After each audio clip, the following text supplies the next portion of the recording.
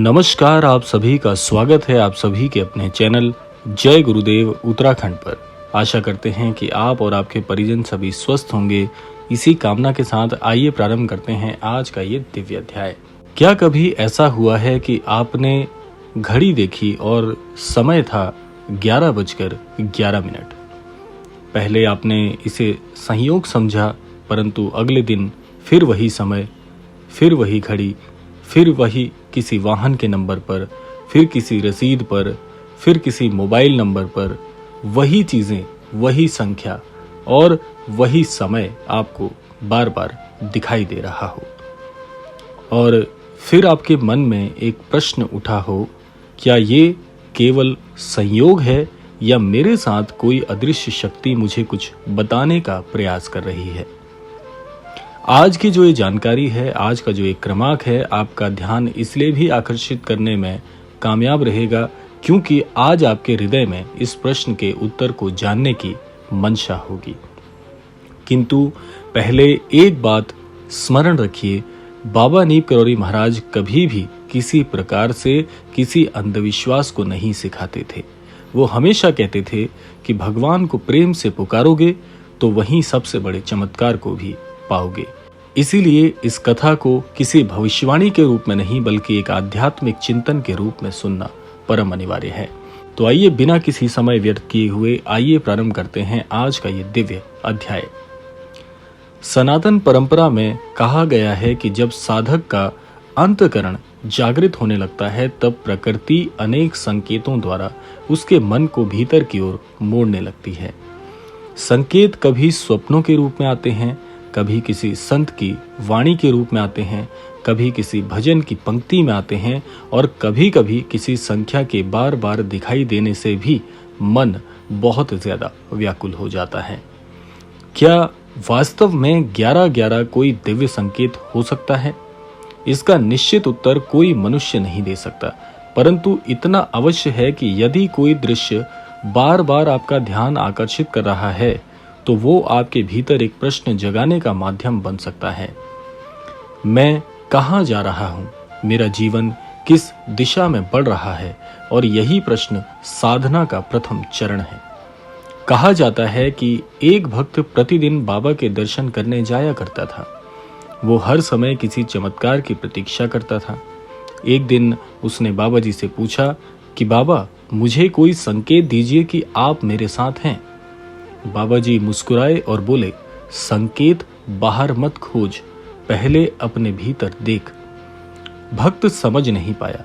वर्षों बाद उसे ज्ञात हुआ कि जिस दिन उसने सेवा आरंभ की, जिस दिन उसने क्रोध छोड़ा, जिस दिन उसने किसी भूखे को भोजन कराया, वही दिन उसके जीवन के सबसे बड़े संकेत थे। बाबा का संदेश कभी आकाश से उतर कर नहीं आता, वो हमारे कर्मों के माध्यम से ही प्रकट होता है। यदि आपको बार बार 11:11 दिखाई देता है तो संभव है कि ये आपके लिए एक स्मरण हो।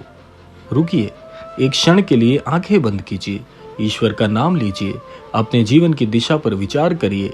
हो सकता है यही उस क्षण का वास्तविक उद्देश्य हो। आज मनुष्य संकेतों के पीछे भाग रहा है, किंतु अपने संस्कारों को भूल गया है। उसे संख्या चाहिए पर नाम स्मरण नहीं, उसे चमत्कार चाहिए पर सेवा नहीं, उसे भविष्य जानना है पर वर्तमान सुधारना नहीं। बाबा जी कहते थे, सब में राम है। यदि ये वचन हृदय में उतर जाए तो फिर किसी संख्या की आवश्यकता ही नहीं रहती। फिर भी ईश्वर कभी कभी ऐसे क्षण देते हैं जो हमें भीतर झांकने के लिए विवश कर देते हैं। संभव है 11:11 आपके लिए वही निमंत्रण हो, एक मौन निमंत्रण कि अब अपने जीवन को केवल भौतिक उपलब्धियों तक सीमित मत रखो। थोड़ा समय आत्मा के लिए भी निकालो। जब भी अगली बार आपको ये समय दिखाई दे तो घबराएं मत, किसी भय में मत पड़े, किसी झूठे दावे पर विश्वास मत करें कि अब अमूक घटना निश्चित रूप से होने वाली है। इसके स्थान पर मन ही मन कहिए कि हे प्रभु, यदि ये क्षण मुझे आपकी याद दिलाने के लिए आया है तो मेरे मन को निर्मल कर दीजिए। इस क्षण का बहुत ही अच्छे से मैं उपयोग कर पाऊं, इस क्षण का मैं बहुत ही अच्छे से लाभ अर्जित कर पाऊं, ऐसी सामर्थ्य मुझे आप प्रदान करें। फिर 3 बार राम नाम का स्मरण कर लीजिए। या हनुमान चालीसा की कोई एक दिव्य चौपाई पढ़ लीजिए। देखिए आपके भीतर कैसे शांति उतरती है। याद रखें, बाबा नीम करौरी महाराज का संपूर्ण जीवन ही अपने आप में एक बहुत बड़ा संदेश देता है।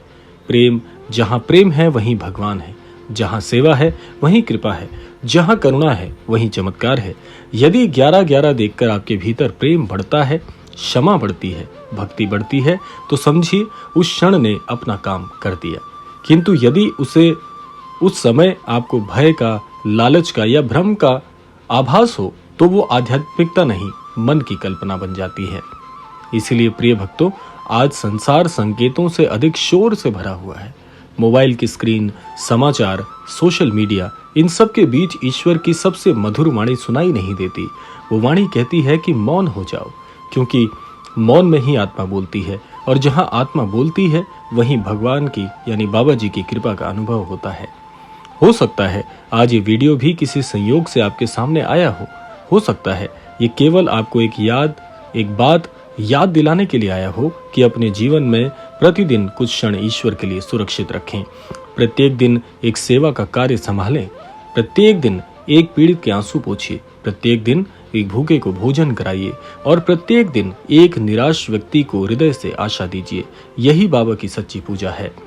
अंत में मैं आपसे केवल इतना ही कहना चाहूंगा कि यदि आपको 11-11 दिखाई देता है अगली बार, तो ये बात बहुत ही प्रसन्न करने वाली आपके लिए होनी चाहिए कि अपने भीतर प्रेम बांटना आपको सीखना चाहिए, दान करने की प्रवृत्ति को अपनाना चाहिए, क्षमा करने की प्रवृत्ति को अपनाना चाहिए, और राम नाम का स्मरण करिए और बाबा के चरणों में अपना अहंकार समर्पित कर दीजिए।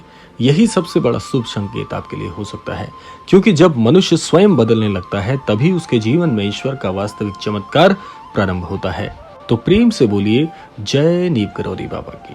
और साथ साथ में आपसे एक छोटा सा आग्रह करना चाहेंगे कि हमारे इस अनन्य भक्त परिवार चैनल के माध्यम से अर्जी के विषयक हमने बहुत ही सुंदर एक अर्जी का विशेष रूप से हमारे चैनल पर एक नई पहल की शुरुआत की है, जिसमें हमारे जितने भी अनन्य भक्त हैं वो बढ़ चढ़कर भाग ले रहे हैं। दिन प्रतिदिन हमारे पास अर्जियों की संख्या बढ़ते जा रही है। अगर आप भी महाराज जी के चरणों में अपनी कोई अर्जी लगाना चाहते हैं तो आप कमेंट बॉक्स से हमारी ईमेल आईडी sarvguruji@gmail.com पर अपनी जो मन की मंशा है, जो अर्जी आप महाराज जी तक पहुंचाना चाहते हैं, उसे लिखकर भेज सकते हैं। और ऐसे ही हमारे इस अनन्य भक्त परिवार चैनल पर आपकी अर्जी और अर्जियों की तरफ प्रसारित की जाएगी, जहां से महाराज जी तक आपकी जो पुकार है वो शीघ्रता से पहुंचकर आपकी उस अर्जी को महाराज जी जल्द से जल्द स्वीकार करेंगे। ऐसी कामना हम करते हैं। तो इसी कामना के साथ समय आता है आज के क्रमांक से विदा लेने का। यही कहना चाहेंगे कि महाराज जी संपूर्ण सृष्टि, संपूर्ण लोक का कल्याण करें, सभी को सन्मति और सद्बुद्धि की प्राप्ति हो। इसी कामना के साथ विदा लेते हैं। मिलते हैं अगले क्रमांक में। तब तक के लिए जय श्री राम, जय गुरुदेव, जय उत्तराखंड।